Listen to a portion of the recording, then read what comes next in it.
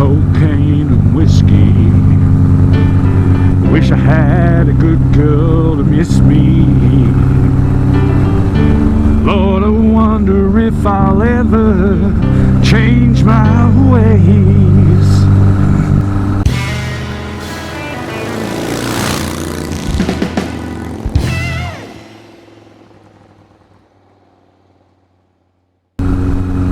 G'day legends and welcome back. So if you saw my video from yesterday, which was my Friday afternoon catch up, I say that like it's a regular thing. I mentioned that there was a swap meet on today, so that's where I'm heading. See if it's crap. There might be some junk there I want.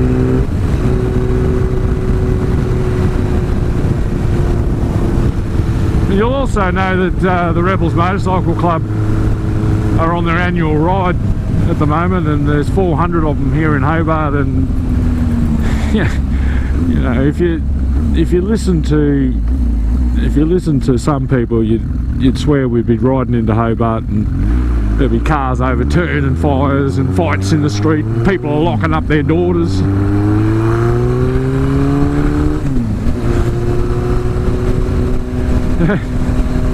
They're just having fun. Yeah, it's probably a recruitment drive, but who cares? We're all grown-ups, we can all make life decisions. Apparently the Banditos are coming in November. So it's probably a good thing they're not both here together, or we might have a few issues.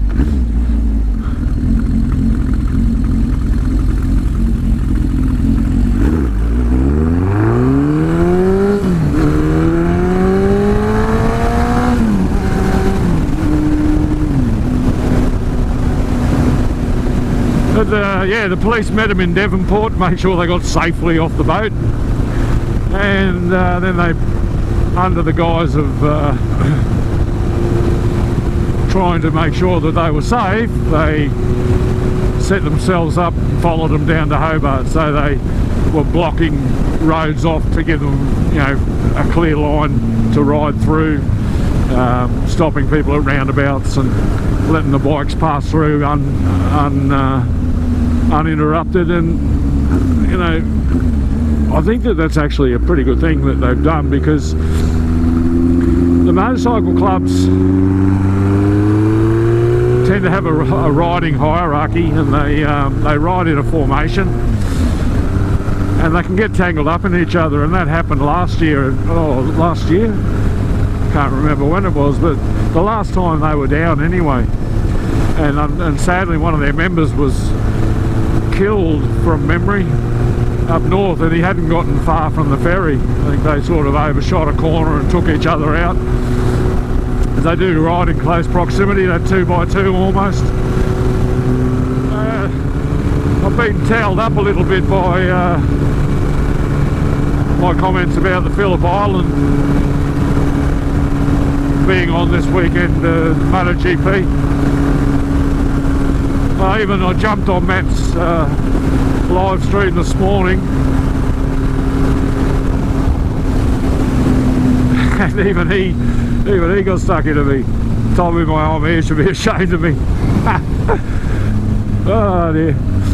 Now listen, it's a long way down from Queensland, and my dad's not a young man, and it wasn't that long ago, only a couple of years ago, that he stopped coming down to Phillip Island. And in that, I think he went 10 consecutive years. He may have even gone more times than that, but in that time he binned his bike twice on the way home in separate occasions. One of them, the bike was a mess, but he luckily survived it. And that was a case of, you ride together in a group and people start pushing each other. And what happened there was he was in a group, and they'd been riding along at very moderate speeds for quite a while, and I think they were just happy to be able to start stretching their legs. on this country highway. Yeah, so I think what happened was they were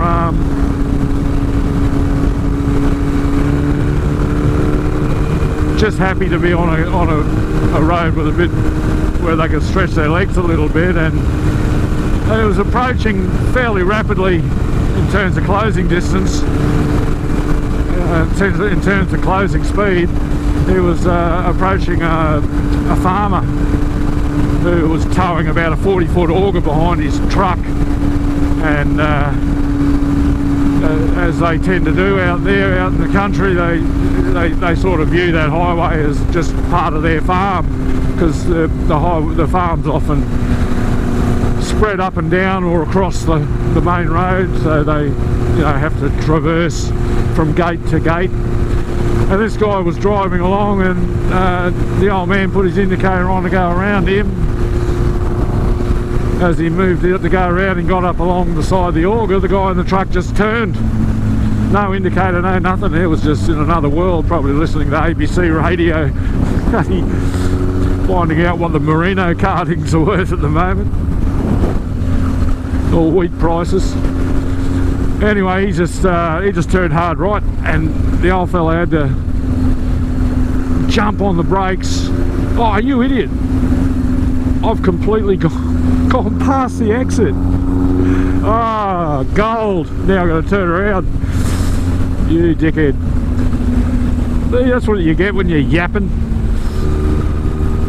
I have to wait for the other side of the bridge though. It's your fault. Right, rewind.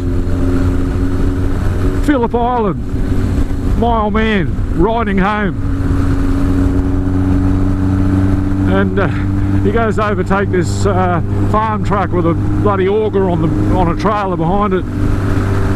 Auger turns right, and the old man just grabbed a handful of brake and tried to turn with him. And he had, at the time, I think that was he had a BMW RT. I don't know whether it was a 1200 or the 1150. He had one of each. Yeah, he grabbed a handful of brake and tried to turn with the truck.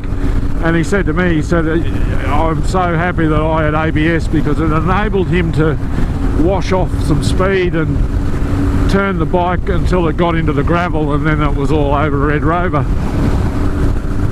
And down it went, and the bike went underneath the auger, and the old man somehow managed to escape with just a few bumps and bruises. But poor old truck driver, he's not a, turn your indicator off. He's not a small man, my father.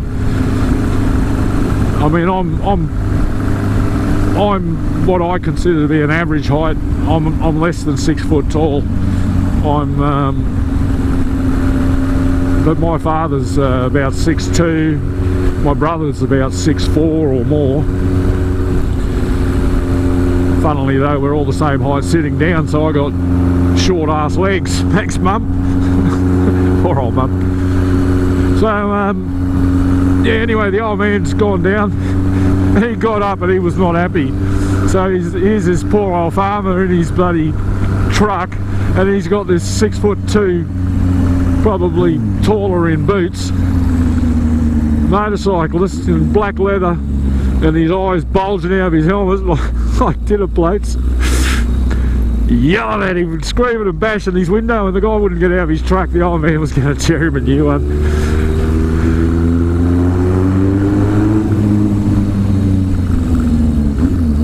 And it yeah, so he patched it. He didn't tell Mum. He just rang and said, oh, we've just been having a couple of little issues, we'll be late by a day or so. And he put the bike back together with duct tape and cable ties, and I shit you not, it was strapped up. Bits of fairing and headlight, and managed to sort of get it all going. Anyway, he rode the bike home, and poor old Mum had a heart attack when he drove in the driveway. But it's probably better that he did it that way and then sort of beg forgiveness than it was to ring her up and say, hey Patsy,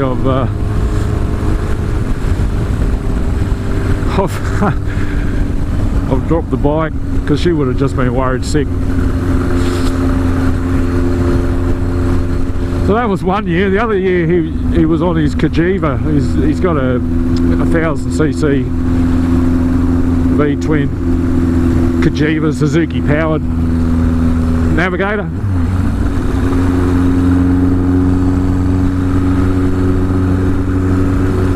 If you want to have a look at it, it's up in the corner.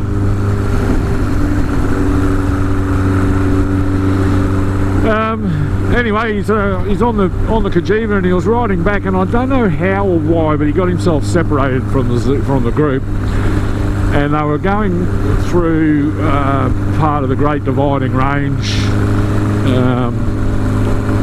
in southern New South Wales or somewhere around there. I think Tumbarumba he was,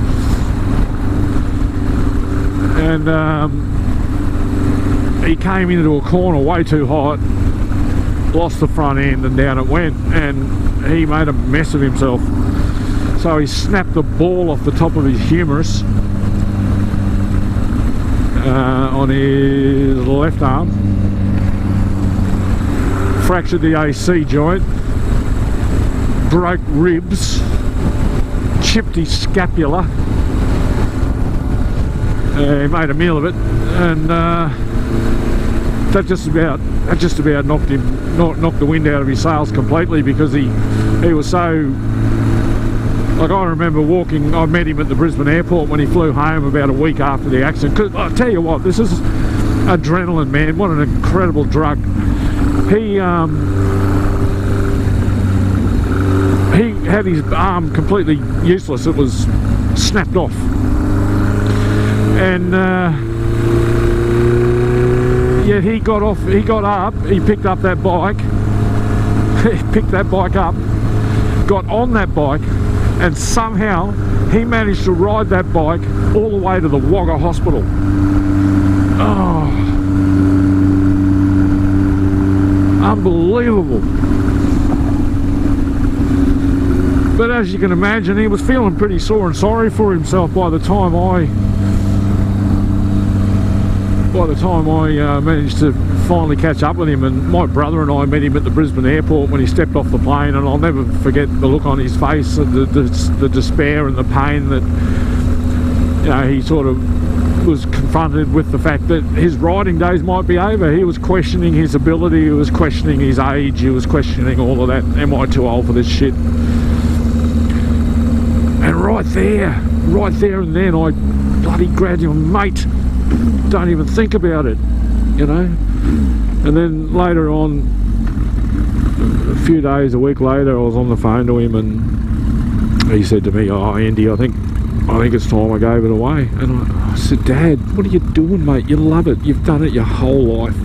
This is what you do." And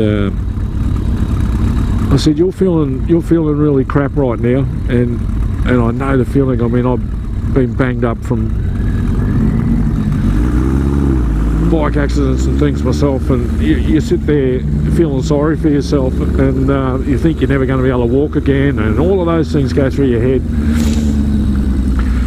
And I said, "Dad, you just got to get back on the horse, mate." And he did, and he thanked me for it. He said, "You know, I just needed that. I needed to be told. I needed to be, you know, reminded how much I love this."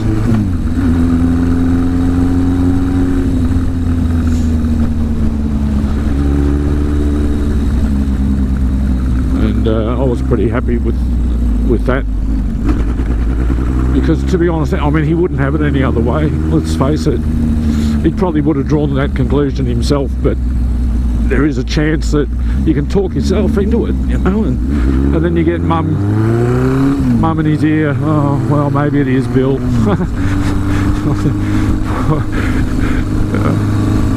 Mum supports Dad 100%, but, you know, I think if she saw an opportunity to maybe eliminate a risk in her life that has her concerns, she might do just that. Anyway, we're at Motorvecchia. Let's have a look at this swap meet, and on the way home I'm going to tell you about the granddaddy of all accidents, my brother.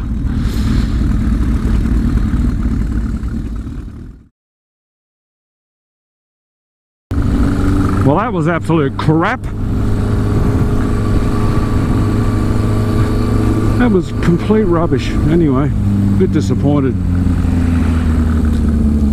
There was nothing there, just like a bit of a garage sale. Some woman had friggin' women's clothes and old second-hand handbags and rubbish. The only bike-related stuff there was a couple of 100-year-old, oh, 100-year-old, probably 10-year-old friggin' motorbike helmets, and a set of soft Harley Davidson panniers.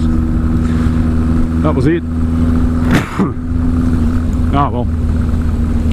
So my brother, he takes the buttered confection. So yeah, the whole family's into bikes. Well, we're always into bikes. My grandmother even rode. She had scooters and Honda Cubs, and she got hit by one too. She got hit once too. She got T-boned. This was back in the 70s, and it busted her up real bad, smashed her pelvis. She had one of those pudding bowl helmets on, and she wiped out her face. Well, she didn't wipe out her face, but she did a lot of damage to one side of her face, and suffers from paralysis. And they ended up stripping like a nerve out of her leg and feeding it into her face to try and give her some sensitivity. And it's bloody sad. She's a beautiful woman, my grandmother, and that knocked her for 6. But anyway, my brother, so it's I think 2001, it's Valentine's Day, and he's a tattooist, and he owns his own shop now, but prior to that he was working for a mob down the Gold Coast, on the Gold Coast in Queensland. And they get that busy in summer, they actually run an afternoon shift. Can you believe that? And anyway, he's riding home, and he was going along Hooker Boulevard, which sort of runs past, if you're a Queenslander or you're familiar with the Gold Coast, you know where that is. Yeah, there was a canal development that they'd been working on, and they'd installed a new intersection, and it was a controlled intersection, so traffic lights, and the lights were there and functioning, but the intersection didn't go anywhere, if you know what I mean. So you would drive straight through it.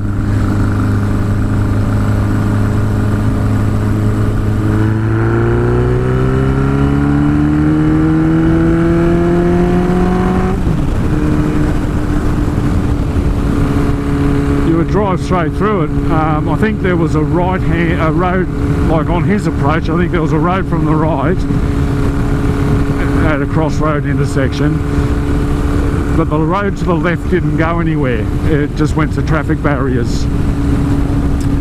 Anyway, long story short, the police had been keeping an eye on that particular site because I think there'd been a few reports of theft and vandalism. And this is 11 o'clock at night, and he's riding along, minding his own business, going home. And he was in the left lane, which actually split into 3 when it got to that intersection, because it was like a left turn only. And next thing he knows, there's a bloody car reversing up the road in front of him. He thought, what the hell's this bloke doing? So he sort of jumped over as far left as he could go, but the guy had stopped in the intersection and then turned left right in front of him. And what it was a bloody police vehicle. So they'd driven through this intersection and then decided, oh, I think we might just go back there and have a bit of a look. And they turned all their lights off, and they approached in what they referred to as stealth mode. So they had their vehicle lights off, they had their emergency lights off, and they were reversing back up Hooker Boulevard at 11 o'clock at night in the right lane as my brother was approaching them. They got to the intersection, they stopped, turned left, and just drove straight in front of him, and he went bang straight into put the bike in the back seat. He flew over the roof, and that was when he realised, oh, it's a police car, because it had a strip light as he was sailing over it. He blew his right femur out of his leg. Subsequently suffered about 9 bone graft operations and ended up with a leg that's shorter than the other. He broke 3 vertebrae in different locations on his back, collarbone, ribs, lacerations galore, like tore him to shreds as he went over the roof of the car, both wrists. Yeah, he was in a bad way. He was in a really bad way. They thought he was dead, and in fact I think it was they called it in as that, and there was a passerby that witnessed it in front of them, and they were walking their dog or something and immediately rang the ambulance.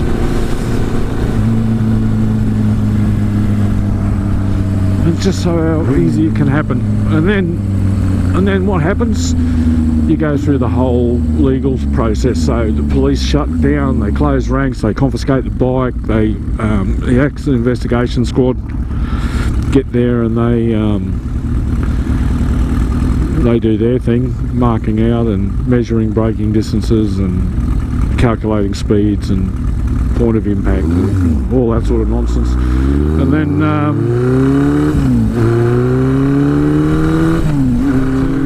then you've got to try and deal with it. In the meantime, my brother's, you know, all he's worried about is getting bolted back together and trying to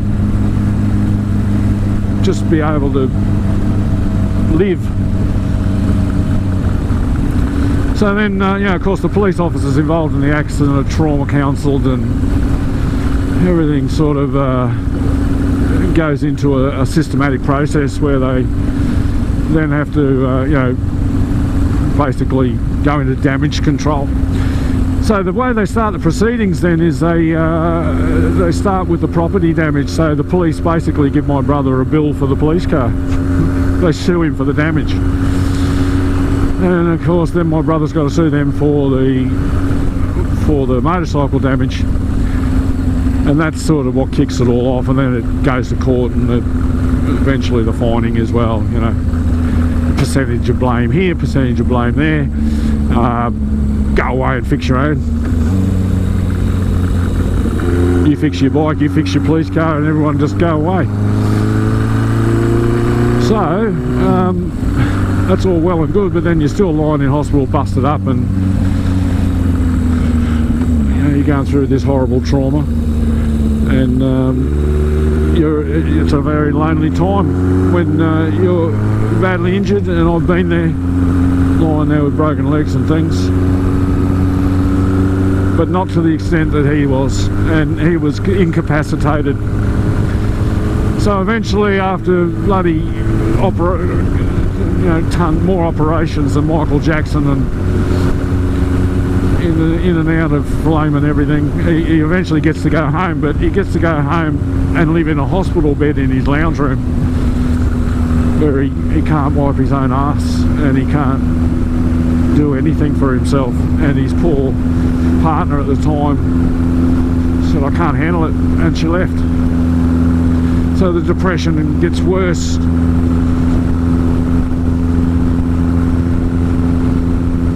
And just thinking about it now, I get emotional, because I love my brother, and I love him, and just the thought of what that poor bugger went through back then, you know. So anyway, in amongst all this, you've got this legal issue you've got to try and deal with, and of course the police officers that were involved in the incident, they're alright, they've been grief counselled, they're back at work like nothing happened, and they never see him or hear from him again. And you're just dealing with the police legal team, and you go and find yourself some solicitor that you think you might be able to afford, and you weed through the ones that tell you you're going to get a $10 million payout, and you know, come with me, and try and find someone sensible that's going to try and represent you as best as possible, and make sure that your needs are looked after in terms of any ongoing medical issues, etc.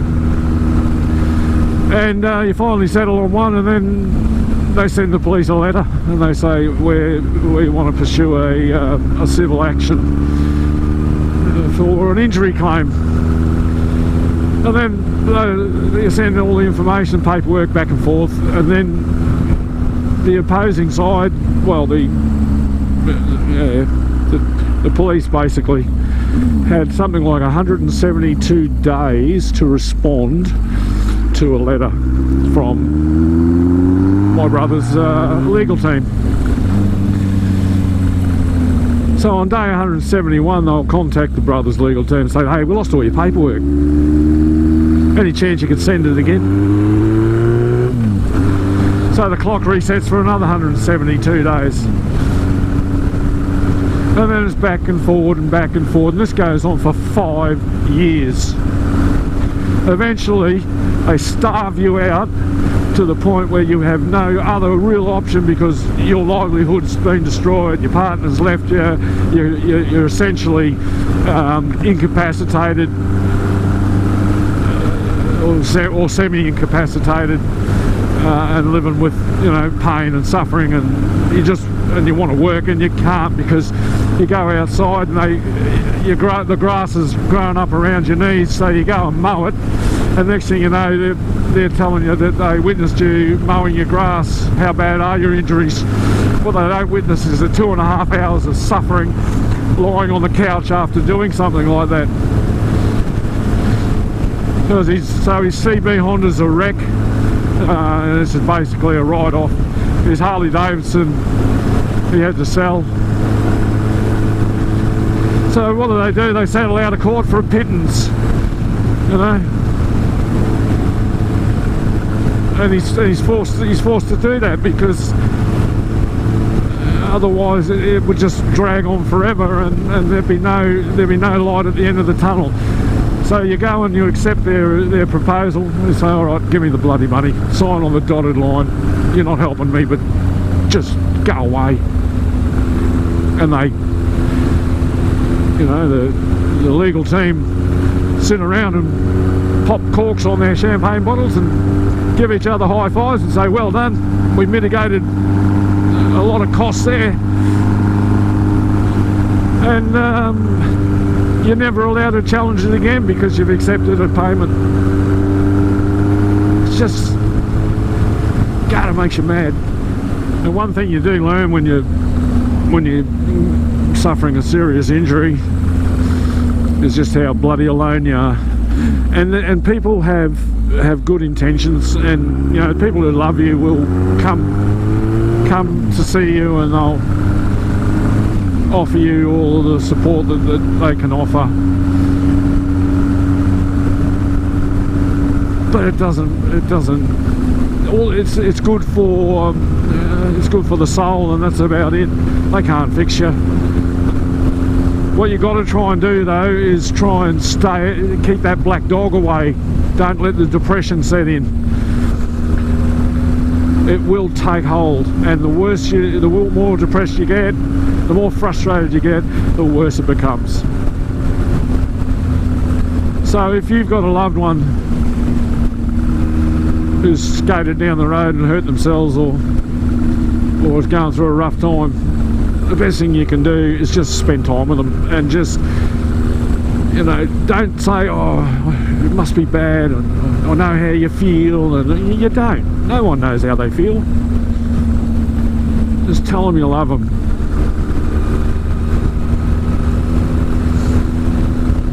Make them laugh.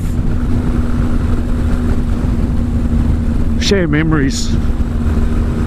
Talk about things that have nothing to do with the Meccano set that's holding your leg together.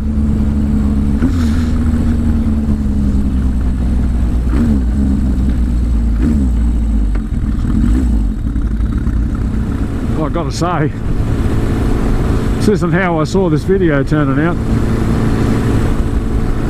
I've gone and got myself all emotional.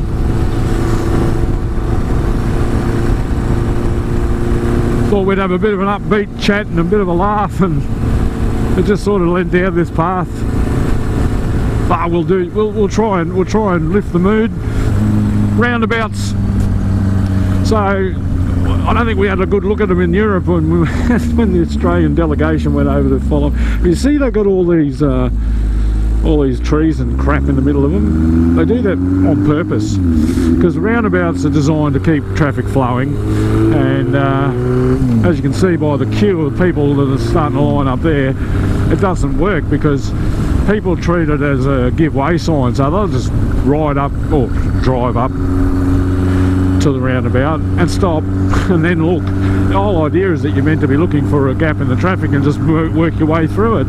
And they put those mounds of dirt in the middle and grow big plants in the middle, so you can't see what's on the other side of the roundabout, and it entices you in because if you see cars you stop. Oh, how dumb are people? Full car, yeah, there's a car that's on the other side of the friggin' road and it's going a different direction. Just drive into the bloody roundabout. There you go, I feel better now. Right.